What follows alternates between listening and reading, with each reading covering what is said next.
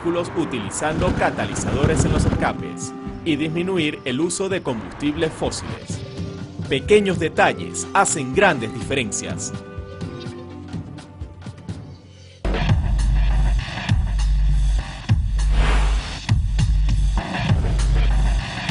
Te invitamos a un recorrido por el panorama y acontecer de América Latina. Se nos han violado los derechos y por eso estamos hoy en un inicio de este proceso. Entonces, somos parte de la generación del Bicentenario, somos quienes estamos construyendo precisamente el futuro. Ahora sí sentimos que tenemos el mismo valor. Como mujeres tenemos que estar ahí en la lucha. Desde Caracas, Venezuela, les acompaña Milfredo Baptista. Realidades, todos los sábados, solo por Telesur. De pie. Déjame ver qué hay en los satélites en este momento. Hay mucho que sacar. La importancia geopolítica. En cada lugar del mundo. En Francia, Italia, España, Alemania, Grecia, Irak, Irán, Líbano, Egipto, Siria, Jordania, Japón, China y por supuesto Venezuela. Lo que es noticia. ¿Qué pasó hoy? Si queremos leer y sobre todo analizar la meta del milenio. A través del análisis periodístico de Walter Martínez. Esto es solo el comienzo. Dossier. A la hora exacta. De lunes a viernes. Solo por Telesur. El clima afecta a territorio latinoamericano. Colombia y Venezuela suman miles de víctimas a causa de las lluvias y deslaves. La hora que nos avisaron, como a las 5:15, pasó media hora y ya teníamos el agua aquí cerca. anoche, por ejemplo, yo sentí cuando el muro se me cayó. Hasta los momentos 9 familias. Me siento más segura, estamos aquí para recibir el apoyo de los entes gubernamentales. Telesur, presente en aquellas zonas declaradas en alerta, le transmite el desarrollo de la noticia en curso. Venezuela y Colombia en emergencia por lluvias. Telesur está presente.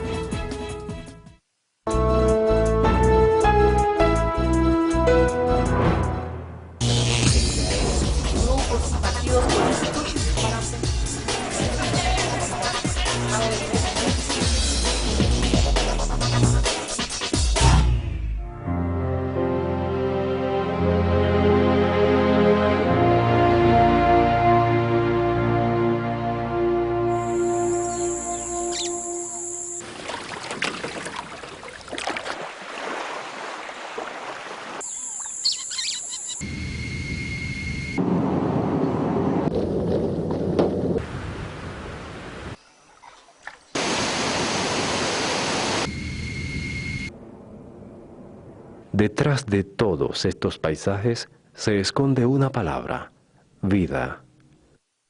Nuestro planeta es el único conocido capaz de sostener vida humana en todo el universo. Se dice rápido, pero no es poca cosa. Hasta hace unos años, no muchos, apenas cientos quizás, estos paisajes eran recurrentes en toda la madre tierra, pero eso está cambiando radicalmente.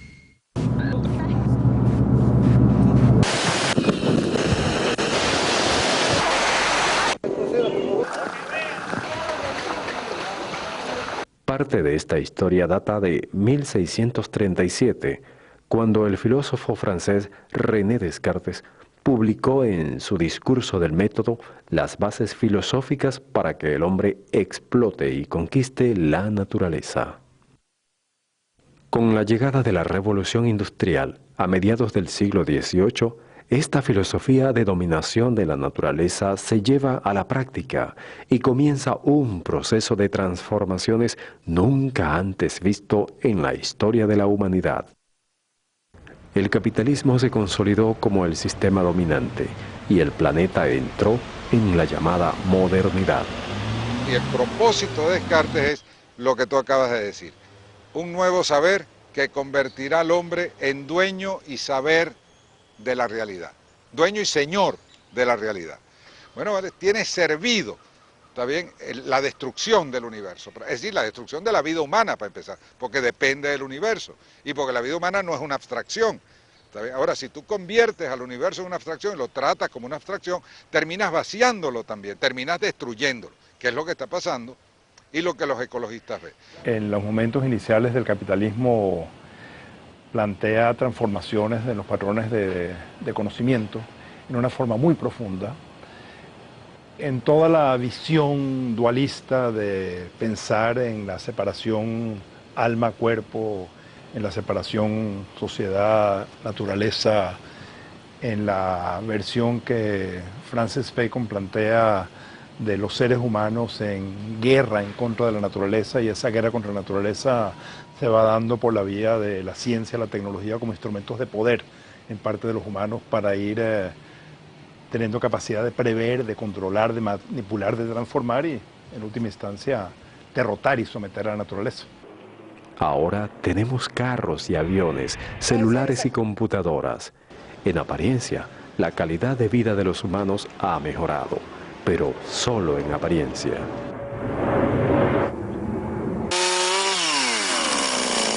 Toda esta explotación de la naturaleza no ha podido detener los problemas de hambre y salud que azotan a la mayor parte de la población en el mundo. Y, como si fuera poco, esta explotación irracional y desmedida de la naturaleza que beneficia a un minúsculo grupo de personas está destruyendo el planeta.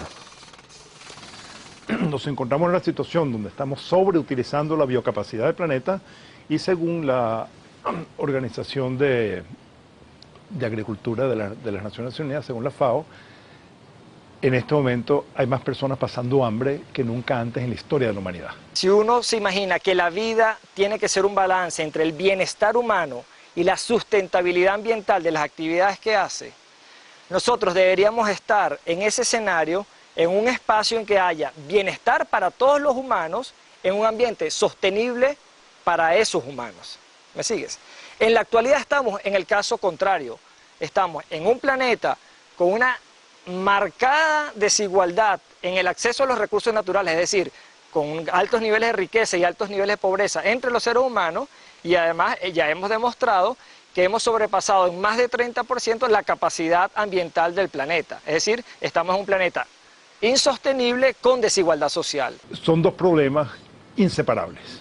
O sea, una cosa es esta noción de que es posible seguir creciendo, seguir acumulando una noción cultural que identifica la felicidad y el bienestar con acumulación de corotos, de cosas, con mayor consumo material por una parte, y el hecho de que eso ha sido posible hasta ahora mediante un proceso de expoliación en que una minoría de la sociedad, de la humanidad, se apropia de los bienes comunes del conjunto del planeta en una forma extraordinariamente desigual, pero ya hemos llegado a una situación suma cero, en la cual, como consecuencia de haber llegado a los límites, mientras haya un sector de la población que se apropia de más y más capacidad, eso quiere decir que le queda menos y menos capacidad disponible a los más pobres, a los más débiles, a los que tienen menor capacidad de organizarse y defender sus intereses, y por lo tanto, mientras más ricos se hacen los ricos, más pobres se hacen los pobres.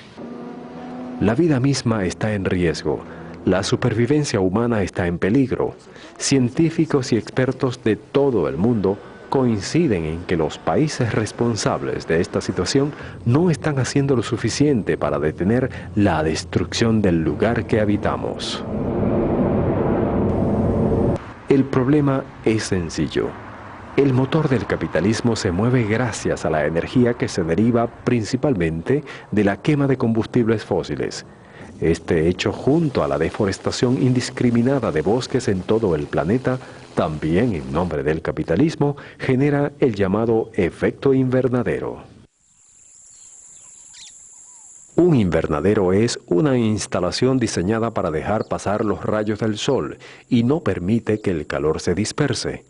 De esta forma, facilitamos el crecimiento de flores y otros productos agrícolas.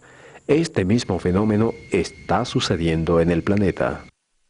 Antes de la llegada de la revolución industrial, los rayos del sol pasaban a la Tierra y una buena parte de la energía salía de la atmósfera, manteniendo la temperatura global del planeta en unos equilibrados 13 grados centígrados. Pero con la llegada de la revolución industrial, comenzamos a construir fábricas, a utilizar automóviles y aviones, quemando más y más combustible. Esta quema envía a la atmósfera un gas llamado dióxido de carbono o CO2, el cual crea una capa invisible que convierte a la Tierra en un gran invernadero, impidiendo que parte de esa energía o calor del Sol salga de la atmósfera. Esto ha aumentado la temperatura del planeta a casi 15 grados centígrados, generando un cambio, el cambio climático. El clima cambia, naturalmente cambia. Nosotros a escala geológica hemos tenido 4 glaciaciones, la temperatura ha subido, ha bajado a escala geológica, pero la diferencia radica en que el cambio climático es natural, pero radica que en los últimos 100 años está pasando algo distinto. El clima del planeta a lo largo de milenios ha tenido épocas de frío y épocas de calor, olas frías o edades frías y edades cálidas. Pero en este momento tenemos la mano del hombre. Hay diversos gases llamados efectos invernaderos que se vierten en la atmósfera por los países más ricos, más desarrollados. Y eso hace que la temperatura del planeta como un todo se haya ido aumentando, como ya les dije, en los últimos 30 años. Nosotros hemos ido incrementando la población en los últimos tiempos y esto ha generado que las necesidades, tanto alimenticias como energéticas, se hayan incrementado. Por lo tanto, la emisión de estos gases es responsabilidad de nosotros como especie. Lluvias torrenciales, sequía de afluentes de agua, desertificación de los suelos, aumentos en los niveles de agua de mares y océanos, olas de frío y de calor inesperadas, nevadas donde nunca antes había nevado. Estas son apenas algunas de las manifestaciones visibles del cambio climático y el problema apenas comienza. Los científicos adelantan proyecciones nada alentadoras sobre el futuro del planeta. Insuficiencia alimentaria, migraciones masivas, guerras por agua y desaparición de poblaciones costeras son algunos de los escenarios contemplados. Y los mayores responsables del cambio climático son los países industrializados. Lo que se había planteado hace 4 años de que la temperatura podía aumentar 2-3 grados, hoy, 4 años después, estamos hablando de que la temperatura puede aumentar 5 o 6 grados. El planeta, con un incremento de temperatura de 5 o 6 grados más, es otro planeta. Es decir, no estamos hablando de que la temperatura es más caliente, es que desaparecen el 40% de los organismos que hacen vida en el planeta, es que los cultivos en muchas zonas dejan de ser productivos, es que las fuentes de agua potable pueden desaparecer en muchos espacios y eso va a obligar a la gente a migrar. Entonces, los escenarios, cuando se analizan técnicamente, pueden ser dantescos. Y eso puede tener consecuencias catastróficas si llega un momento en que no hay retorno, todavía hay retorno. Si ahora se logra un acuerdo para disminuir esos gases de efecto invernadero, hay retorno a un tiempo normal dentro de algunos años. Pero si llega el 2100 o llega un momento en que se sobrepase esas cantidades de gases en la atmósfera, habrá un momento en que ya habrá un cambio climático fijo y que no tendrá retorno, no es reversible. Y ese es el gran peligro que enfrenta nuestro planeta Tierra. Así como al caminar por la playa dejamos huellas en la arena, cada país deja una huella ecológica sobre el medio ambiente que crece en la medida en que el impacto sobre este es mayor. Por ejemplo, la huella ecológica del Reino Unido, con sus 60 millones de habitantes, es mayor a la huella ecológica que dejan Egipto, Nigeria y Vietnam, que suman 472 millones de habitantes. El estado de Texas, en Estados Unidos, con un estimado de 23 millones de habitantes, deja una huella ecológica más profunda que toda el África subsahariana con sus 720 millones de habitantes. Si cada habitante del mundo en desarrollo dejara la misma huella ecológica que el habitante medio de Estados Unidos o Canadá, necesitaríamos el equivalente a 9 planetas Tierra para absorber el CO2 o dióxido de carbono. La responsabilidad sobre las alteraciones del cambio climático como consecuencia de la emisión de gases de efecto invernadero no está equitativamente repartida en el planeta. Está altamente concentrada, de acuerdo a algunos cálculos, algo así como 97% del total del exceso de gases de efecto invernadero hoy existente han sido producidos históricamente a lo largo de los últimos 200 años por el norte industrializado. Pero resulta que las consecuencias principales se pagan en otra parte. Personas que les parece natural tener un aire acondicionado, tener una calefacción, adquirir alimentos que vienen de cualquier esquina del planeta, tener un vehículo personal, viajar en avión, y eso le parece que es lo normal al cual debe acceder un ser humano, están consumiendo mucho más recursos naturales y energía que personas que no tienen ni siquiera agua o alimentos o una vivienda donde vivir. Lo paradójico es que los países industrializados son los que más afectan el clima, pero los ecosistemas más frágiles se encuentran en los países menos desarrollados. La gran ironía es que por años los países industrializados, que son los mayores contaminantes del planeta, le vendieron la idea a los países en vías de desarrollo de que debían plegarse al patrón de progreso que ellos utilizan. Ahora, estos grandes países capitalistas tratan de impedir el crecimiento de los países pobres, alegando causas ecológicas, pero a la vez incrementan su consumo de energía e incumplen los acuerdos internacionales para frenar el deterioro del planeta. Por muchos años se nos ha dicho que el crecimiento es infinito, pero es una gran mentira, porque los recursos del planeta son finitos, se acaban. Hace 20 años, los libros de texto de Ciencias de la Tierra señalaban que el agua es un recurso natural renovable, y lo cierto es que apenas 3% del agua del planeta es potable, y solo el 1% es apta para el consumo, y los ríos cada vez más bajan sus niveles. Se están secando valiosas fuentes de este recurso, indispensable para la vida. La gran pregunta es, ¿podemos revertir esta situación?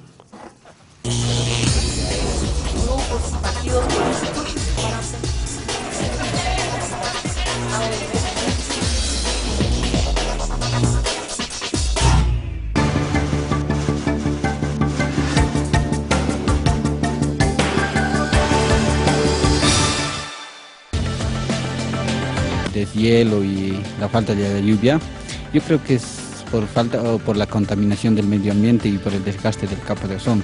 Los países más vulnerables al cambio climático están muriendo. Los líderes no dicen nada y no actúan.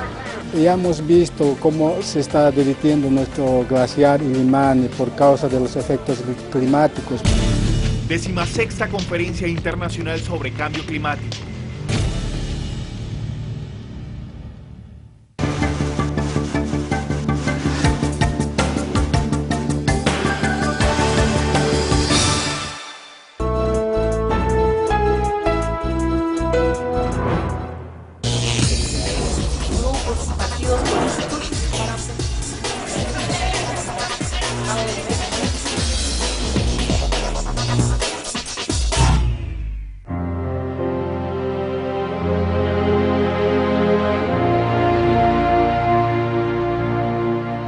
Lo que ha sucedido aquí es histórico, esto no es comparado con nada, solamente con una guerra, esto es como si hubiera sido un bombardeo de noche, no se veía nada, era completamente funesto lo que pasó aquí.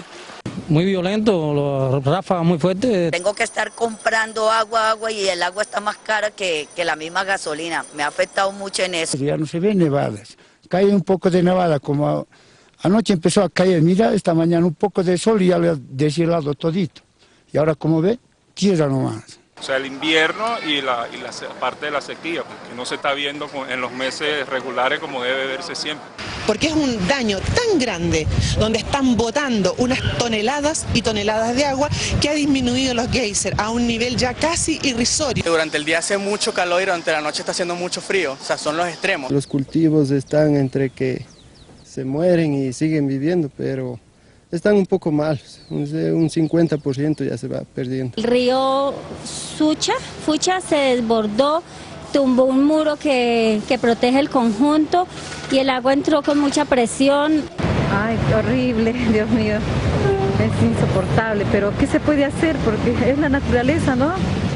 No sé, contra la naturaleza uno no se puede pues quejar, soportar nomás.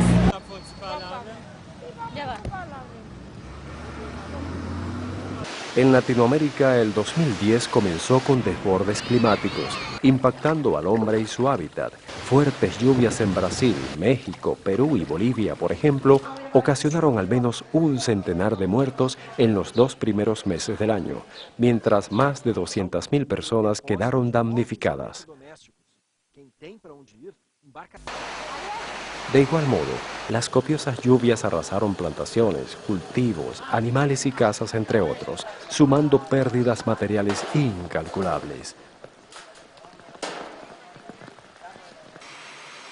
Pero, más abajo del continente, en Argentina y Paraguay, no fueron las lluvias el principal desajuste climático, sino una ola de calor que alcanzó sensaciones térmicas de hasta 42 grados en Buenos Aires, por ejemplo. La ola de calor motivó cortes de agua y luz.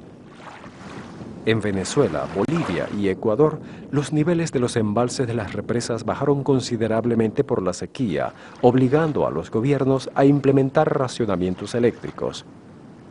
México y Estados Unidos sufrieron los estragos de una ola, pero de frío, y hasta fuertes nevadas que también condujeron a cortes de luz y aislamiento de poblaciones. Y a este panorama se une la catástrofe de Haití, causada por el terremoto del 12 de enero, que ocasionó al menos 200.000 muertos, 300.000 heridos y más de 1 millón de damnificados. Por si fuera poco, se teme que la temporada de lluvias anual agravará pronto la situación de ese país, el más pobre de América. El planeta está hablando, nos está enviando un mensaje claro. Buena parte de estas afectaciones ambientales en América Latina están asociadas al fenómeno de El Niño, que muchos científicos, no obstante, desvinculan del cambio climático propiciado por el hombre. Otros, en cambio, asocian la intensidad del Niño al deterioro climático ocasionado por la acción directa del hombre.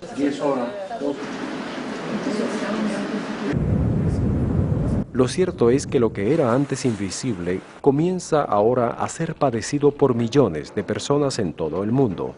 Estamos sufriendo las consecuencias del daño que el hombre le está causando a la naturaleza, poniendo en riesgo incluso la supervivencia de su propia especie a largo plazo.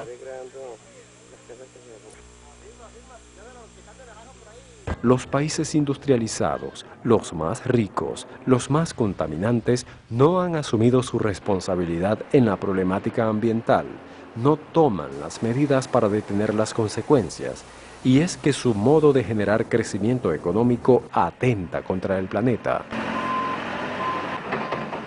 Sus líderes hablan de energías alternativas como remedio al calentamiento global, pero estas energías están a décadas de alcanzar el rendimiento requerido para calmar la sed del capitalismo y muchas veces generan más problemas que soluciones.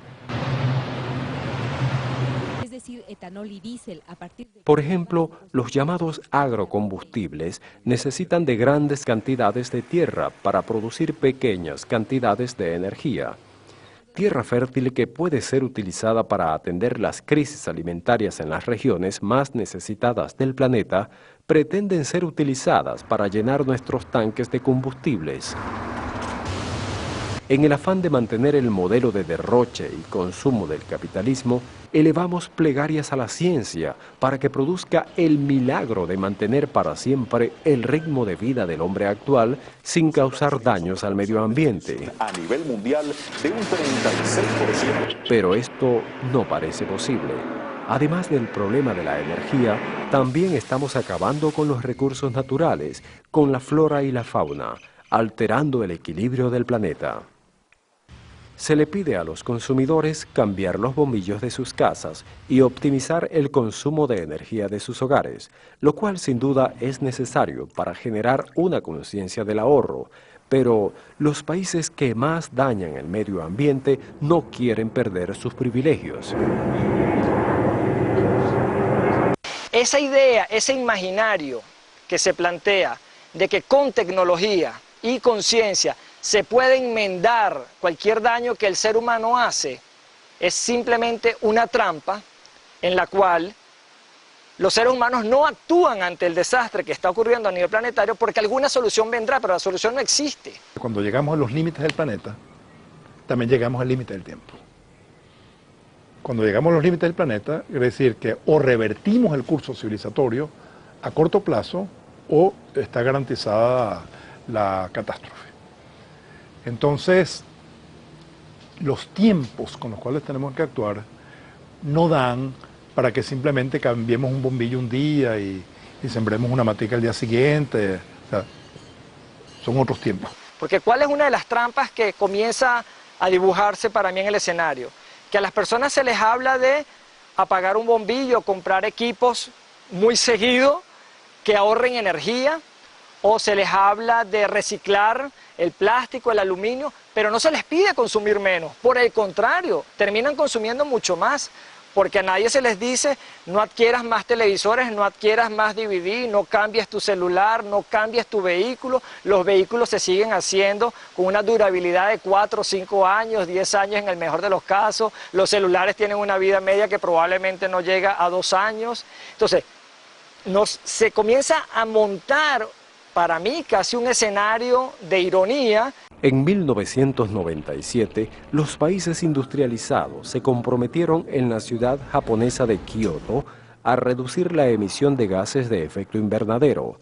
En la gestión del presidente George W. Bush, el acuerdo no fue ratificado por Estados Unidos, el principal responsable del cambio climático en el mundo, alegando que el mismo afectaba sensiblemente a su economía, altamente industrializada y contaminante. Obviamente, las metas trazadas no se cumplieron y el calentamiento global se agudizó. And I would like to declare the conference of the parties of the 15th session to be adjourned. A finales de 2009 se realizó en Copenhague, Dinamarca, la 15ª Cumbre Mundial sobre el Cambio Climático, sobre la cual se cifraban esperanzas para iniciar acciones concretas que reviertan el calentamiento global. Si on continue comme ça, c'est l'échec. Se esperaba un mayor compromiso de las naciones ricas para reducir su emisión de gases contaminantes. Aquí y ahora, un acuerdo justo. Pero la cumbre fracasó. No hubo avances contundentes en este sentido. Nuevamente, los países industrializados se negaron a sacrificar sus niveles de consumo y producción de riquezas para salvar al planeta. Los países africanos y otros de América Latina como Venezuela y Bolivia se plantaron firmemente contra las naciones ricas y dieron una batalla diplomática pese a que los organizadores de la cumbre pretendieron ignorar estas posturas. Señor presidente, ¿a usted le parece que un país soberano tiene que hacer sangrar su mano para levantar un derecho de palabra?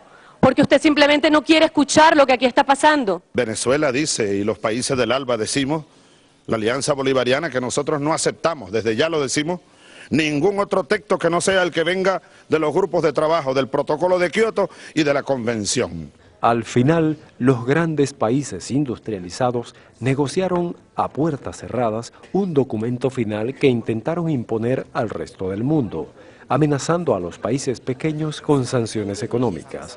El documento, de apenas 3 páginas, no implica un compromiso del mundo industrializado para reducir los gases de efecto invernadero y tampoco señala sanciones por atentar contra el medio ambiente. Afuera de la cumbre, policías reprimían duramente a manifestantes que exigían salvaguardar el planeta.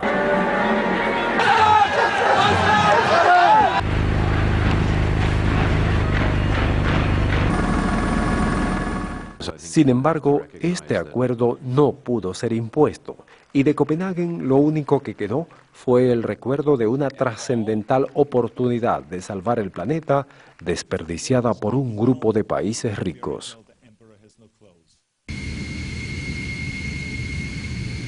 Así era nuestro planeta. Y en esto lo estamos convirtiendo.